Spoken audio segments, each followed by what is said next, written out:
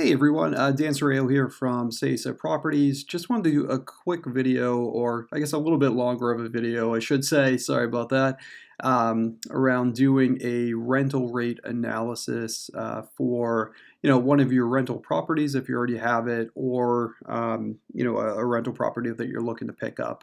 And we're going to be using today a tool called Rentometer. So if you guys aren't familiar with it, pretty handy tool, very handy, I should say, for getting rental rates for a specific, property area and of a specific type. So what this is going to do, as you'll see, is it's going to pull up comparable rental rates within a certain area for comparable properties to yours.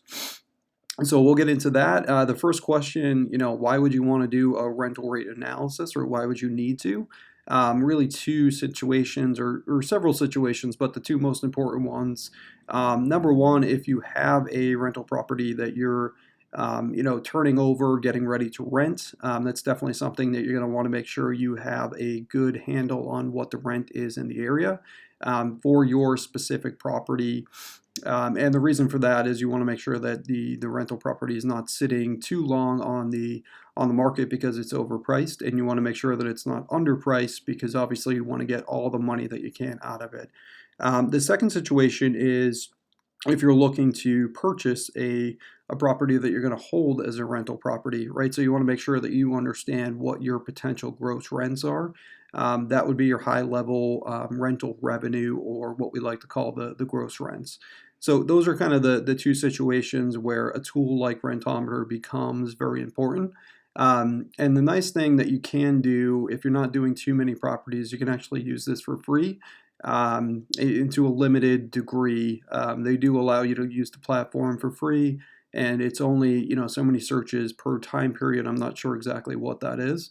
But definitely a good way if you only have one or two per month, or if you're just curious to see what a rental property in the area would rent for. Definitely a good way to kind of go about it. So we'll jump right into this, and I'm going to use a property that we already have kind of pre-populated here, which is one of our properties. So when you enter an address in, and this is kind of the information that we're going to put in here, you're going to put the address. The rent is what you're trying to find, so we're going to actually leave that blank because that's what we want to get out of this. Bedrooms, you can put the bedrooms in there, and then bathrooms, obviously, if there's one plus. And then you would hit the Analyze Address button, and then essentially some of these are kind of grayed out, and these are features that you would be able to use on the Pro account.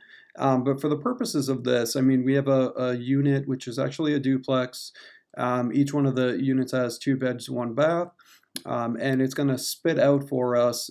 This is kind of the meat of the report. For the free report is kind of the rental rates, right? So what's the average rental rate in the area? What the median rental rate is, and then what the low percentage, high percentage, etc., or higher percentile, I should say, not percentage.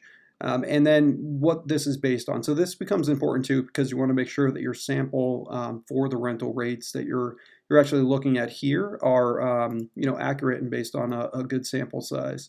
So this is 21 properties. And so what that means is that the rental rates up here that it's giving you are actually based on 21 properties with similar characteristics. So 2 bedrooms, 1 bath, which is what we had. And then seen within the last 12 months within a 2-mile radius. So you know that this cluster, and this is actually a really good area for rentals as well. There's quite a few in here. So definitely a good pool or sample size to pull your rental rates from. You might have less properties, you might have more properties. It really just depends on the area that you're pulling it from. We're looking in Cleveland. It's a strong rental market with a lot of rentals there. So definitely a good sample size to pull from. But essentially, when we look at this, say if we're doing an analysis on a property, this becomes very important to have information that's relevant versus just going off of sticking your hand in the air and seeing which way the wind is blowing.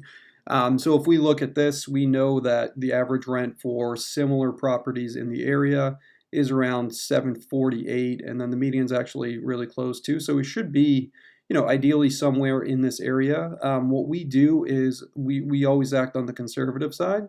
So, even if we just turned the unit over and did some work to it, we'd still factor in that we'd get maybe about 700 versus the average number, just to be safe, right? And what that does is when you run the analysis on the property, you'll essentially be able to see conservatively, with a lower rate than the average in the market, making sure that your net operating income is positive, and making sure that your cash flow is positive as well. And then also, if you have a loan on the property, or you have a lender that you have to pay, that your cash flow is covering, so you can make sure that you're paying that bill without any kind of problems, at least for the majority of it.